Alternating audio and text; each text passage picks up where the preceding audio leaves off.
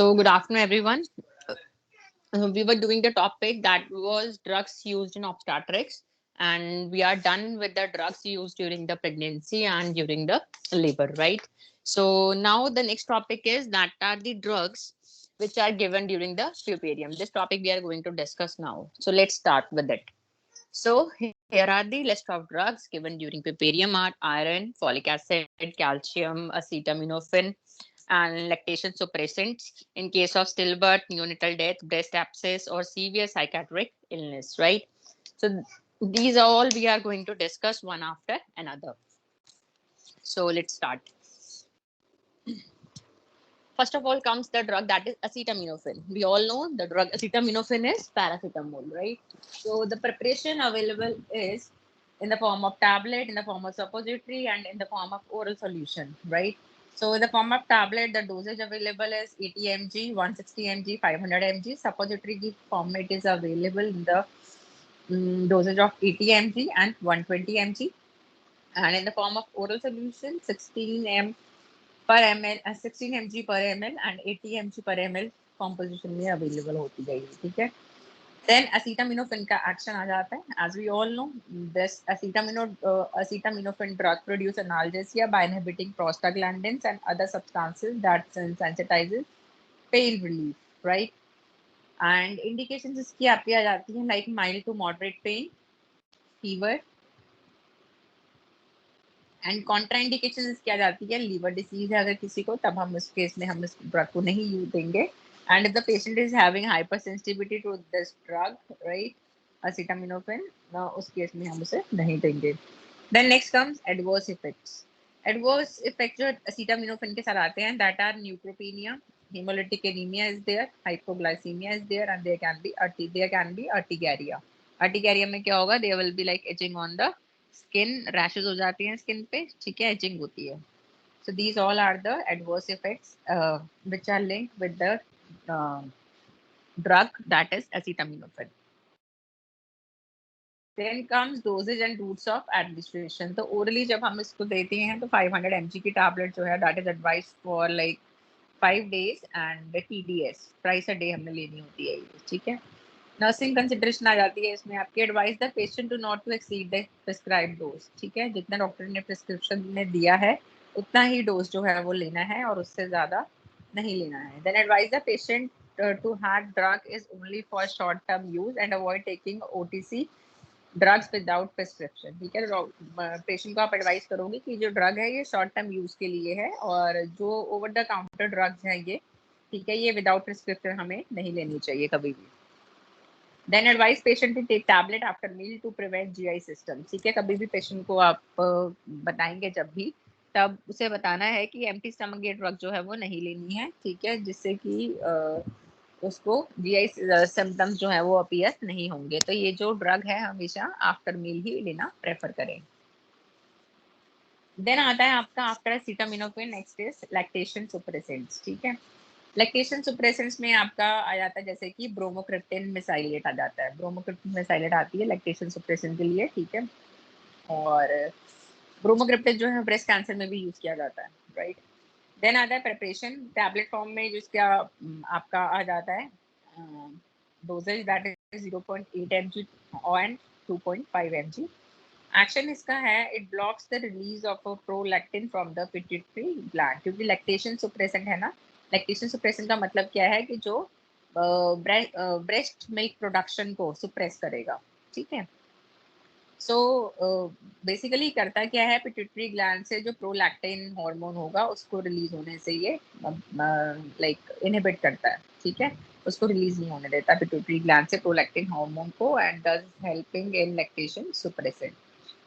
Then indication आ जाती है इसकी सुप्रेशन ऑफ लैक्टेशन. अगर लैक्टेशन सुप्रेस करना हो, जैसे कि किस केस में, सपोज पेशेंट ने स्टिल बर्थ को डिलीवर किया है, ठीक है, या नियोनेटल डेथ हो गई है, या फिर ब्रेस्ट में एब्सेस बन गया है ना, उस केस में हम कर सकते हैं. देन प्रेगनेंसी विद प्रोलैक्टिनोमा, ठीक है, मतलब पेशेंट को प्रेगनेंसी जो है वो हुआ है लेकिन जो प्रोलैक्टिन लेवल है वो बहुत ही ज्यादा है, ठीक है, तो उस केस में हमें ये देना पड़ेगा. देन नेक्स्ट आता है इनफर्टिलिटी. अगर इनफर्टिलिटी को ट्रीटमेंट में भी ब्रोमोक्रिप्टिन को हम यूज करते हैं, ठीक है, ब्रोमोक्रिप्टन को हम इनफर्टिलिटी ट्रीटमेंट में भी यूज करते हैं।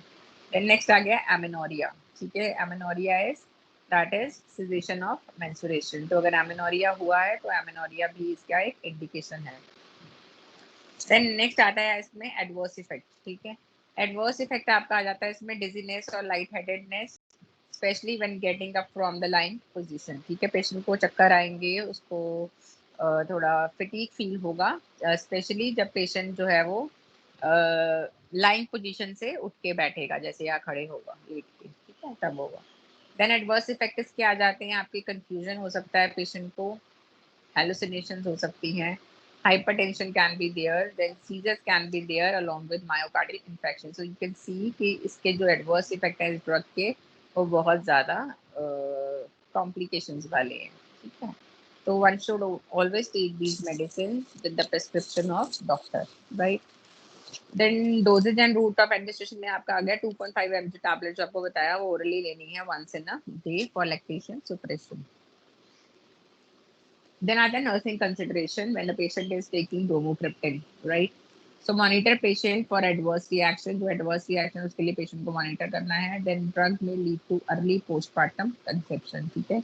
हाँ, क्योंकि lactation suppression हुआ है ना, तो postpartum period के बाद conception के chances जो है वो increase हो जाएंगे. So after menses resumes test for pregnancy every 4 weeks, ठीक है, तो अगर मेंसेस पेशेंट के आ गए हैं वापस, ठीक है, पीरियड वापस आ गए हैं डिलीवरी के बाद, तो उसको एडवाइस करना है कि हर 4 हफ्ते के बाद जो है वो प्रेगनेंसी टेस्ट जो है वो करवाना है, और as soon as the period is miss, या फिर पीरियड उसका मिस हो गया है, ठीक है, या डिले हो गया है, तो उस केस में भी प्रेगनेंसी टेस्ट जो है वो करवाना है, क्योंकि इससे पोस्टपार्टम कंसेप्शन के चांसेस जो है वो इंक्रीज हो जाते हैं। और ये पेशेंट को आप every 4 weeks के लिए प्रेगनेंसी टेस्ट की तब एडवाइस करोगे if the patient is having unprotected sex, right? Then assess orthostatic vital signs before initiation of the therapy, क्योंकि इसमें हमने देखा है कि पेशेंट को चक्कर कब आते हैं ज़्यादा, जब वो लेटा होता है और लेट के बैठने की कोशिश करता है या खड़े होने की कोशिश करता है, तो उसे चक्कर आता है, डिजीनेस होती है, उसे फटीग होता है।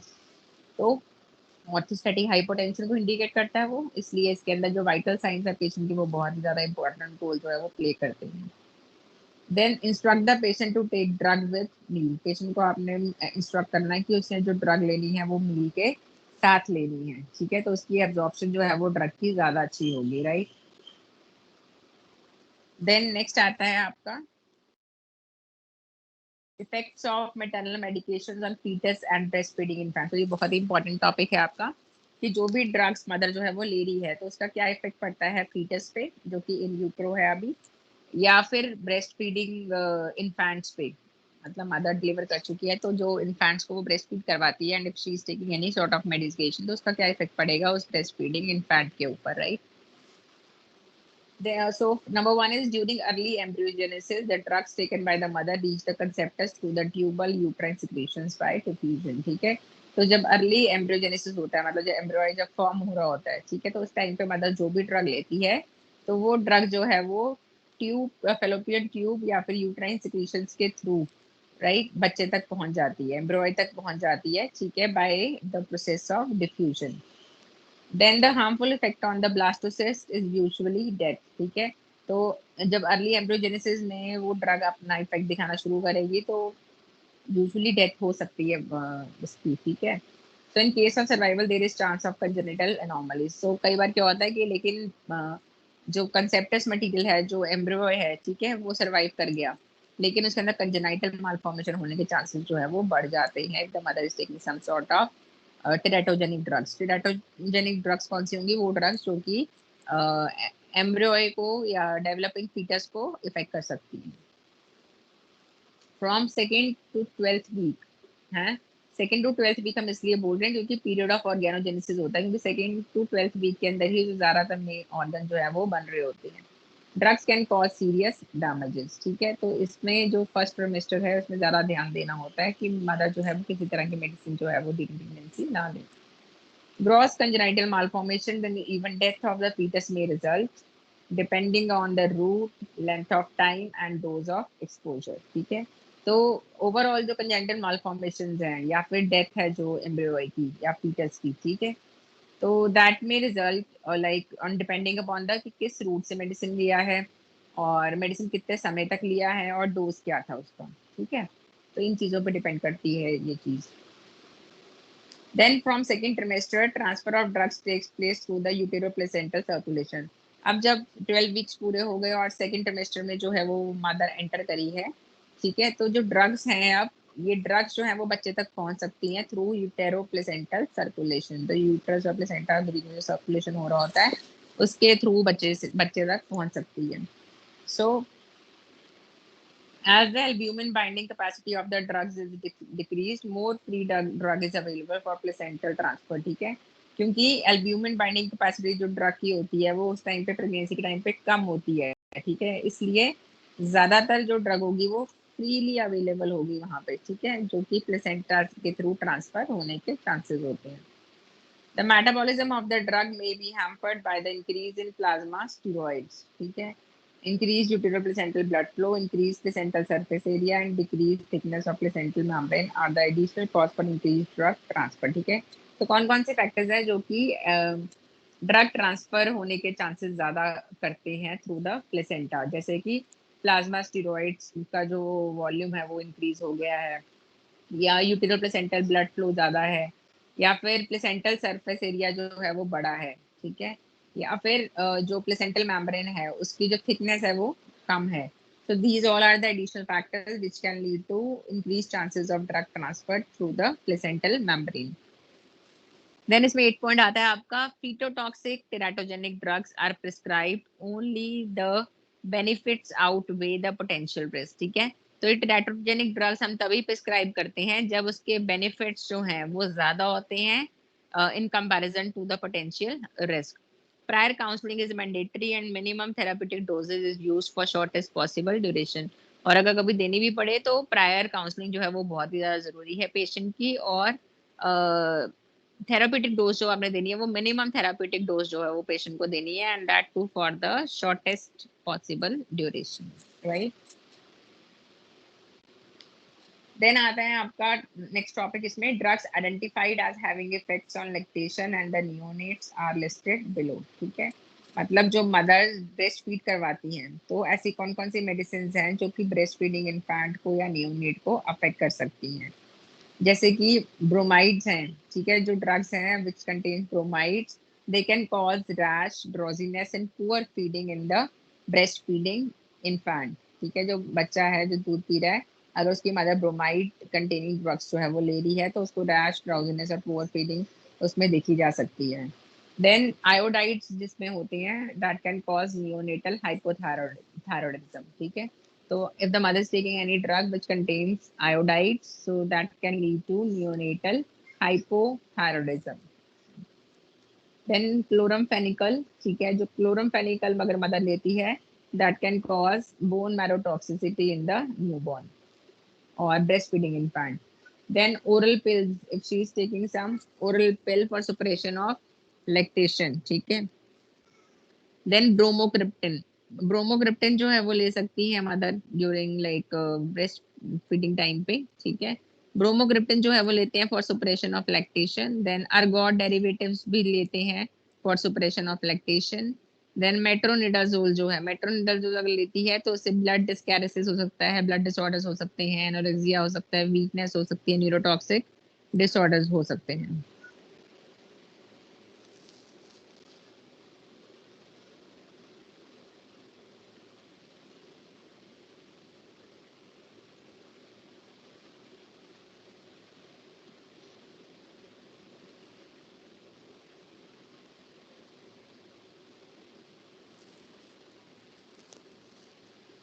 देन एंटीकोगुलेंट्स जो हैं they can have haemorrhagic tendency, ठीक है, so they can cause haem bleeding disorders, right, in the newborn और in the infant. Then isoniazid है, तो जो आइसोनायाजिड अगर मदर लेती है during the period of lactation, if she is breastfeeding and she is taking isoniazid, so that can lead to hepatotoxicity, and because anti DNA activity उसकी होती है, so that can cause hepatotoxicity in the infant. Then, if the mother is taking anti-thyroid drugs and radioactive iodine, if she is taking for treatment of thyroid disorders, तो बच्चे में जो है hypothyroidism और goitre देखने को मिल सकता है। Then diazepam, opiates, phenobarbital. If mother is taking diazepam, opiates, and phenobarbital drugs during the breastfeeding period, ठीक है, or during the lactation period, so that can cause sedation effect with poor sucking reflex in the neonates and the infants. ठीक है, तो sedation बच्चा जो है वो ज़्यादा सोता रहेगा और sucking reflex जो है उसका वो poor होगा if the mother is taking diazepam, opiates or phenobarbital. If she is taking any of these like 3 drugs में से कोई भी अगर वो drug ले रही है mother, right? Then आता है conclusion, right? So no drug should be administered to a woman. One second.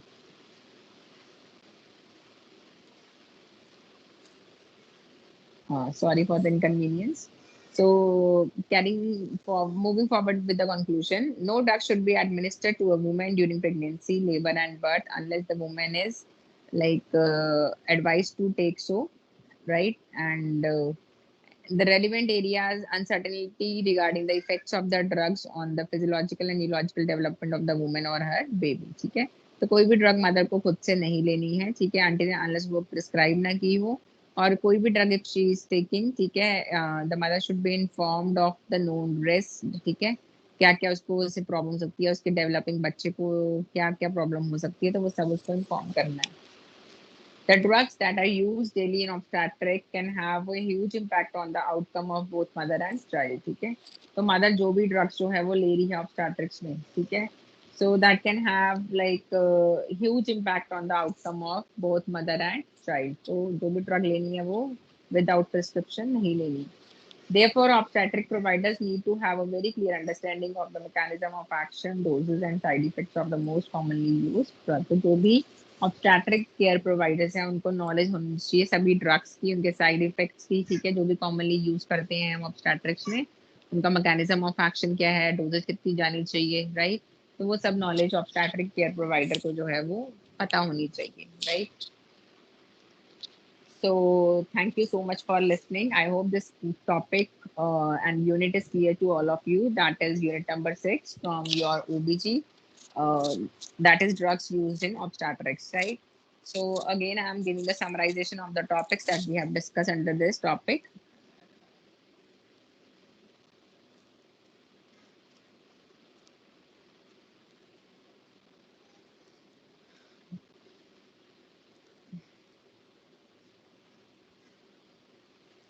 So we have discussed like the drugs used in pregnancy. हमने discuss किया पहले folic acid we have discussed है ना, iron, calcium, antihypertensive drugs, diuretic, ये सब हमने discuss किए थे इसके अंदर.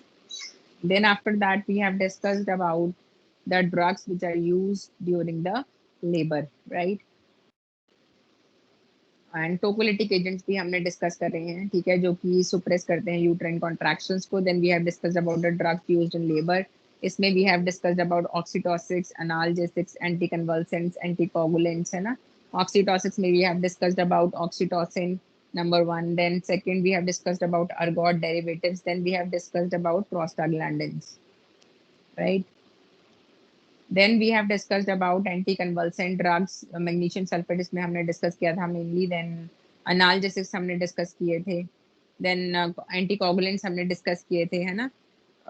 सॉरी हाँ, एंटीकोगुलेंट्स हमने डिस्कस किए, नॉट एंटीकोगुलेंट्स, कोगुलेंट्स हमने डिस्कस किए. दैट वाज विटामिन के जो हम न्यू बॉर्न को देते हैं during the time of birth, है ना. तो देन हमने डिस्कस किए हैं ड्रग्स गिवन ड्यूरिंग पुपेरियम, है ना. आयरन, फॉलिक एसिड, कैल्शियम भी सेम है जैसे हमने प्रेगनेंसी में डिस्कस किया था. देन असीटामिनोफेन हमने डिस्कस किया. लैक्टेशन सुप्रेशन हमने डिस्कस किए जैसे कि ब्रोमोक्रिप्टिन थी, है ना. तो ये सब हमने डिस्कस किया. देन हमने देखा कि ब्रेस्ट फीडिंग मदर्स अगर कोई मेडिसिन ले रही है तो उसका क्या इफेक्ट पड़ रहा है न्यूनेट पे या उसके ब्रेस्ट फीडिंग इन्फेंट के ऊपर, राइट. सो कंक्लूजन यही है कि कोई भी ड्रग अगर प्रेगनेंसी में, लेबर में या फिर ड्यूरिंग पीरियड कोई लेनी है तो that should be with the prescription of doctor only, right.